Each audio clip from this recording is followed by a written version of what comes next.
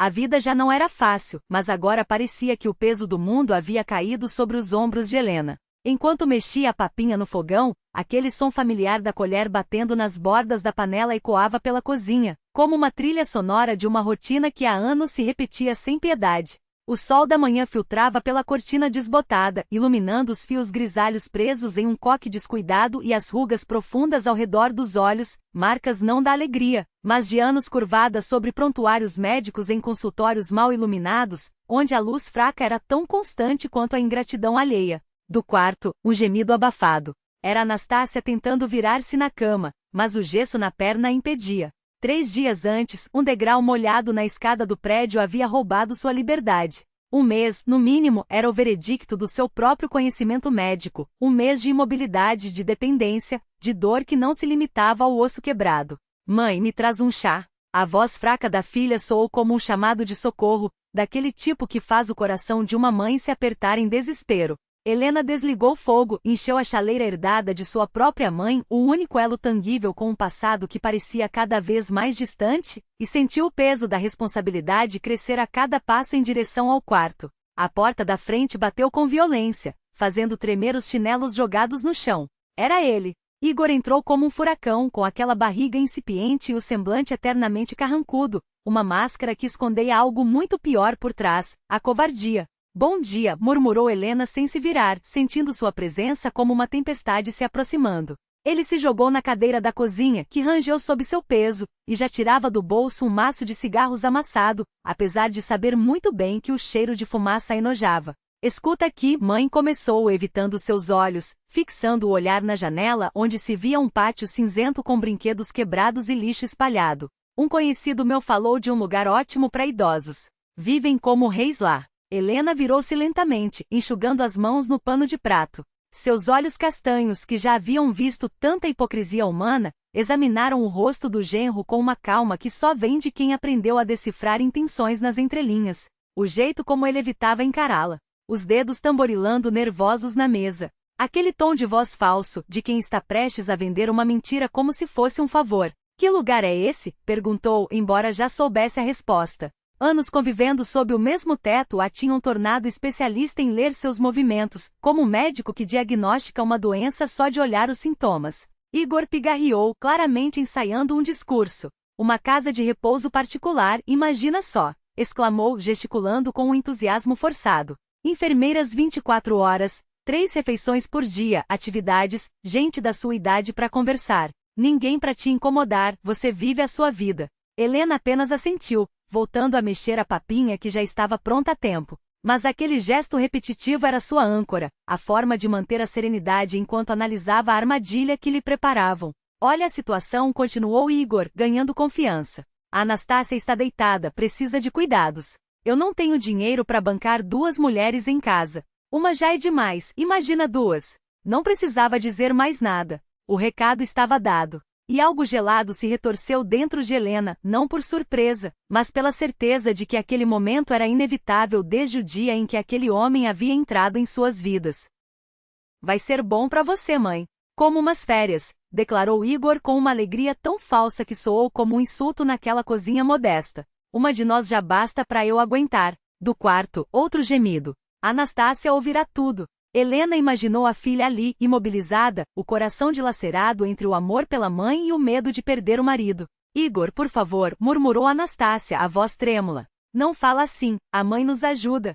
Cala a boca, rugiu ele com uma fúria que fez Helena se endireitar como uma vara. O médico disse que você não pode se estressar. Helena colocou a panela na mesa e virou-se para encará-lo. Seu movimento era lento, calculado. O tipo de calma que só quem tomou decisões de vida ou morte durante uma carreira inteira consegue ter. Você já decidiu tudo, não é? Disse não como pergunta, mas como constatação, fitando nos olhos com uma intensidade que o deixou desconcertado.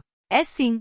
Já reservei o lugar, os papéis estão prontos. Amanhã a gente pode ir conhecer, gaguejou Igor, tirando do bolso interno da jaqueta folhas dobradas e jogando-as na mesa como se fossem uma sentença. Helena pegou os documentos, desdobrou-os com parcimonia e começou a ler, passando o dedo por cada linha como fazia com laudos médicos, enquanto Igor batucava os dedos, esperando o escândalo, as lágrimas, a cena que justificaria sua crueldade.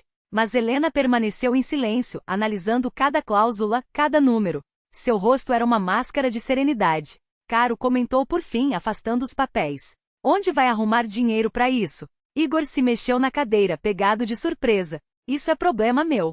O importante é que você vai ficar bem lá. E a Anastácia? Perguntou Helena, inclinando a cabeça em direção ao quarto. Ela concorda. Claro que sim. Respondeu Igor rápido demais. Ela entende que é melhor para todo mundo.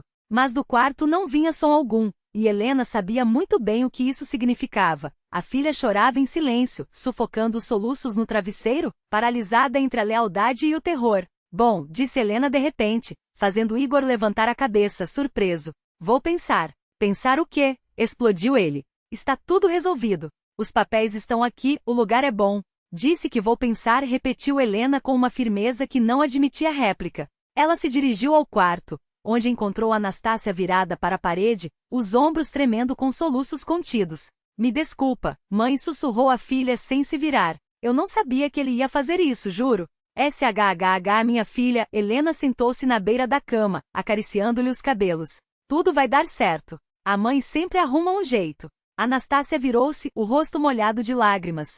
Mas para onde a gente vai? Não temos dinheiro para outro lugar. Não se preocupe, Helena sorriu, levantando-se. A mãe tem alguns trunfos que seu marido não conhece. Abriu a gaveta do criado mudo e tirou de dentro um envelope amarelado, cheio de promessas que Igor jamais imaginaria. Helena pegou o telefone da mesinha de cabeceira, um aparelho antigo, mas confiável como um par de luvas bem ajustadas, que lhe servia com lealdade há uma década. Preciso fazer uma ligação, disse, e havia tanta convicção em sua voz que Anastácia, ainda encolhida entre os lençóis, começou a chorar de alívio. Igor parou na porta do quarto, os braços cruzados, o olhar oscilando entre a curiosidade e um desconforto que tentava disfarçar com um sorriso forçado. Para quem vai ligar, hein? Denunciar o genro para a polícia? A ironia soou vazia, como um tiro que erra o alvo. Helena não se abalou. Descou um número de memória, aquele que guardava há anos como um segredo entre as páginas de um livro nunca aberto. Do outro lado, uma voz masculina respondeu após 2 toques, grave, familiar, com o peso de quem já viu demais para se surpreender. Alô? É Helena Mikhailona, disse ela, sem tirar os olhos de Igor. Mikhail Petrovitch, lembra daquilo que me prometeu uma vez? Que se um dia eu precisasse, estaria lá. Uma pausa. Pois bem, esse dia chegou. O rosto de Igor se contraiu. Com quem você está falando, sua velha louca? A tentativa de deboche não colou. Havia algo na postura de Helena, na forma como seus dedos apertavam o aparelho, que o fez recuar um passo. Ela ignorou a pergunta. Trata-se do meu genro, Mikhail Petrovitch, continuou, a voz tão serena quanto a de um cirurgião anunciando a incisão. Preciso saber tudo sobre os negócios dele, principalmente os da Alphastroy. E verifique, por favor, se há algo de errado com os documentos da nosso apartamento. Igor avançou, mas Helena estendeu a mão, barrando com um gesto que não admitia réplica. Aguardo seu retorno, concluiu, e desligou antes que ele pudesse protestar. O silêncio que se instalou na sala era denso, cortado apenas pelo tic-tac do relógio de parede e pela respiração acelerada de Igor. Quem era aquele? Perguntou ele, a voz rouca. Helena sorriu, não um sorriso gentil, mas aquele que precede um golpe certeiro. Apenas um velho conhecido. Alguém que, diferentemente de certas pessoas, sabe o valor de uma dívida. O telefone tocou exatamente 2 horas depois. Igor já havia saído batendo a porta, atirando por cima do ombro. Pensa rápido, mamãe. O tempo não é borracha. Enquanto isso, Ilina preparava para Anastácia uma infusão de ervas com mel, o mesmo remédio que aprenderá a fazer anos atrás, nos corredores do hospital infantil, quando ainda acreditava que podia consertar qualquer coisa com as próprias mãos. Helena Mikhailona? A voz do outro lado da linha era a mesma, envelhecida pelo tempo, mas ainda carregando a autoridade de quem está acostumado a dar ordens. É Mikhail Petrovitch. Conseguiu o que pediu sobre seu genro. Ouça com atenção. Ela se sentou à mesa da cozinha, alisando a toalha com os dedos, um gesto involuntário, traição de uma ansiedade que só quem a conhecia há décadas reconheceria. Os negócios dele não vão bem, começou Mikhail Petrovitch, e havia naquele tom a mesma entonação com que médicos experientes anunciam um diagnóstico ruim. Ele é chefe de almoxarifado na Alphastroy. Os papéis estão impecáveis, mas meus homens cavaram mais fundo. Helena apertou o telefone contra a orelha, preparando-se para ouvir o que já desconfiava. As ligações suspeitas que Igor fazia no balcão, As noites em que voltava para casa com o cheiro de mentira no hálito, a maneira como evitava falar sobre o trabalho. Nos últimos 6 meses, continuou a voz, desapareceram materiais de construção no valor de 300 mil oficialmente, foi dado como perda ou defeito. Mas as contas não fecham. Alguém está cobrindo rastros, só não o suficiente para enganar a Receita se eles resolverem investigar. Entendo, murmurou Helena. Na sua cabeça, as peças se encaixavam. Igor vendendo mercadoria por baixo do pano, o dinheiro sumindo em buracos que nem Anastácia conhecia, o medo estampado no rosto dele sempre que o telefone tocava. Não é tudo, cortou Mikhail Petrovitch. Seu apartamento está em apuros. Ele a deu como garantia num empréstimo com uma financeira o dinheiro rápido, há 6 meses. 100 mil. Os juros são de matar e os pagamentos irregulares. Helena fechou os olhos. Sua filha, deitada na cama ao lado, sonhando com um futuro que poderia desmoronar a qualquer momento, nem imaginava que o teto sobre sua cabeça já tinha dono. Mas o apartamento está em nome da Anastácia. Ela sussurrou mais para si mesma. Deveria estar, respondeu ele, seco. Há uma procuração falsa. Assinatura dela, autenticada por um tabelião comprado. Seu genro teve o cuidado de forjar até o jeito que ela rabiscava o nome quando estava doente. Você lembra, não lembra?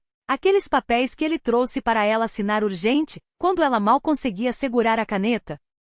Helena reviu a cena, Anastácia febril, Igor insistente, a caneta tremendo em suas mãos enquanto ele segurava os documentos de forma que ela não pudesse ler. E tem mais, acrescentou Mikhail Petrovitch, a voz agora mais dura. Tem um contato na Receita.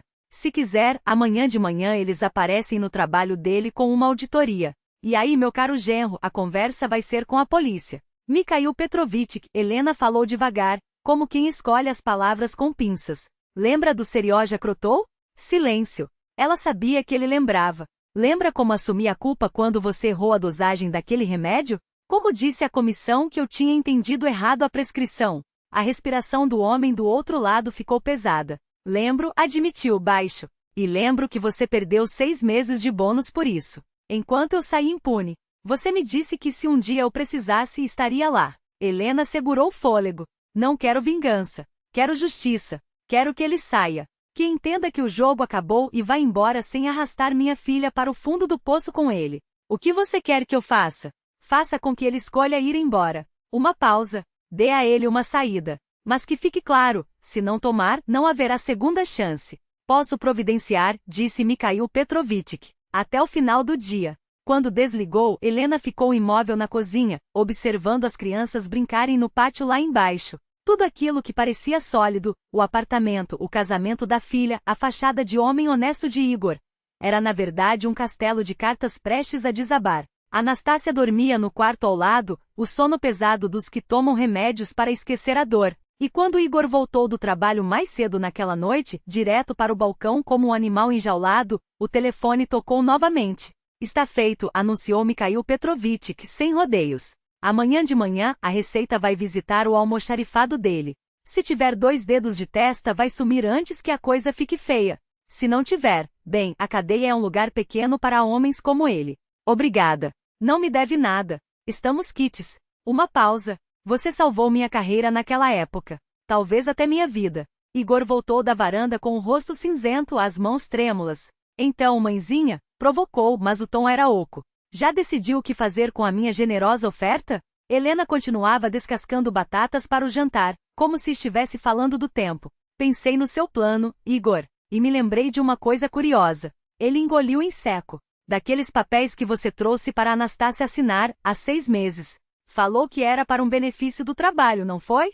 Ela estava de cama, com febre. Assinou sem ler. O sangue abandonou o rosto dele. E daí? Cuspiu, mas a voz falhou. E daí que hoje falei com um amigo, continuou Helena, ainda sem olhar para ele. Um amigo que me contou sobre as perdas misteriosas no almoxarifado. Sobre uma procuração falsificada. Sobre um apartamento que tecnicamente não é mais nosso. Igor recuou como se tivesse levado um tapa. E sobre uma visita que você vai receber amanhã cedo no trabalho.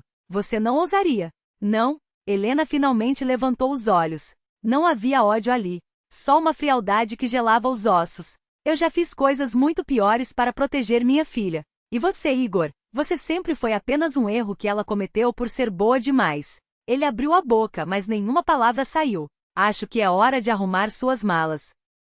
Helena Mikhailona inclinou a cabeça, como se captasse um som distante. Não, Igor. Apenas tenho bom ouvido. Um hábito profissional cultivado em anos de atenção aos ruídos que antecedem o perigo. O facão foi deixado de lado com um gesto lento, quase cerimonioso. Ela se levantou, aproximou-se da janela, onde as primeiras luzes da noite já acendiam reflexos dourados nos vidros dos prédios vizinhos. Amanhã de manhã, a fiscalização tributária estará na sua porta.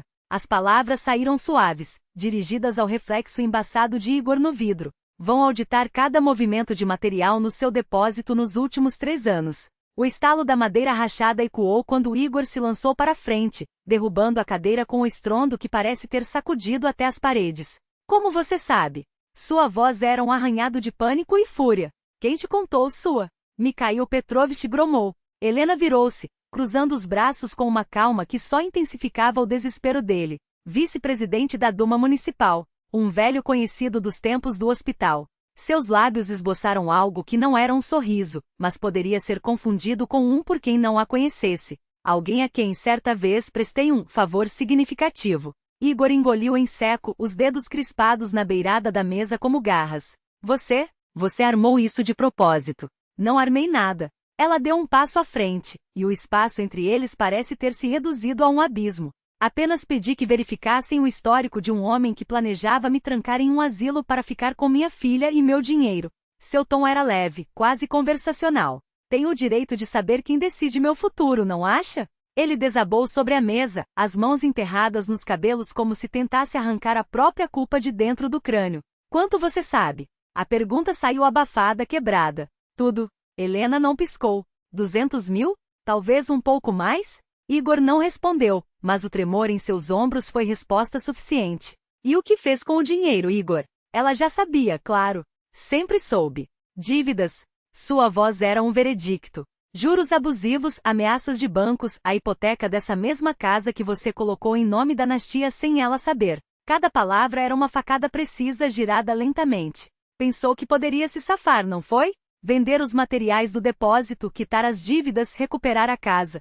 Ela suspirou, como se lamentasse a falta de criatividade dele. Até que eu apareci. E aí, claro, decidiu matar 2 coelhos com uma cajadada só, se livrar da sogra inconveniente, ganhar uma grana extra com minha internação, e ainda garantir que eu não atrapalharia seus planos com a minha filha. Não é assim. Ele se ergueu, os olhos injetados de sangue. Eu realmente achei que seria melhor para você. Esses lugares são decentes.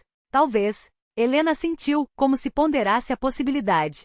Mas não é disso que se trata, Igor. Ela se aproximou, e o cheiro de café queimado na xícara abandonada parecia agora um presságio. O problema é que amanhã você pode estar preso. Ou, ela deixou a palavra pairar, pode pegar suas coisas e sumir. Agora. Antes que a fiscalização chegue. Seus olhos se encontraram. Você vai ajudar? A esperança em sua voz era patética. Vai falar com esse tal Gromov? Pedir para adiar a auditoria? Não. A resposta foi um corte seco. Mas também não vou impedi-lo, se você escolher a honestidade. Ela apontou para a porta da sala, onde Nastia dormia, alheia ao desmoronamento do mundo ao seu redor. Agora. Enquanto ainda há tempo. E a Nastia? Sua voz quebrou. Ela vai me odiar. Nastia vai sobreviver. Helena não tinha piedade para oferecer. Ela é jovem. Vai se recuperar. Encontrar outro trabalho. Nós vamos nos virar, mesmo sem essa casa hipotecada. Seus olhos eram 2 poços escuros.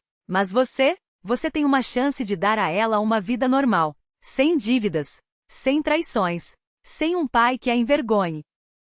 O silêncio que se seguiu foi preenchido apenas pelo tic-tac do relógio de parede, marcando os segundos em que Igor pesava sua alma na balança. E se eu for embora? Ele engoliu em seco. Você não vai atrás de mim? Não vai contar a verdade para ela? Helena demorou para responder. Quando fez, sua voz era um juramento. Se você sair agora e nunca mais aparecer em nossas vidas, direi a Nastia que você foi transferido para outro estado, que perdeu contato. Ela virou-se para a janela, onde a noite já havia engolido o último vestígio de luz. Ela vai chorar, mas não vai te procurar. Igor ficou de pé como um autômato. Caminhou até o quarto, onde Nastia respirava suave sob o cobertor, e ficou parado na porta, observando-a como se tentasse memorizar cada traço. Depois, sem um som, dirigiu-se ao seu próprio cômodo e começou a encher as malas. Helena permaneceu na cozinha, ouvindo o rangido das tábuas do assoalho, o farfalhar de roupas sendo dobradas às pressas, o zíper das bolsas sendo fechado com um clique final.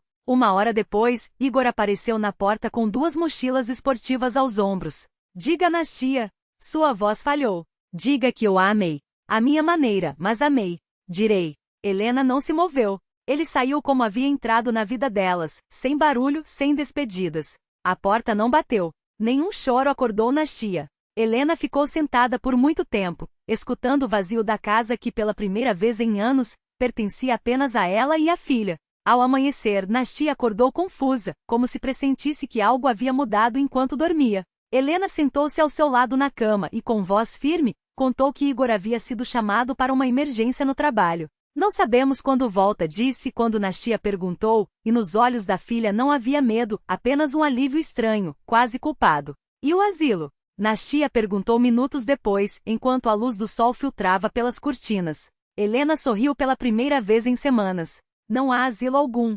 Seus dedos acariciaram o rosto da filha. Às vezes, uma ligação pode mudar tudo. O importante é saber para quem discar. E pela primeira vez em muito tempo, o ar naqueles cômodos não cheirava a mentiras. Cheirava a café fresco. A paz,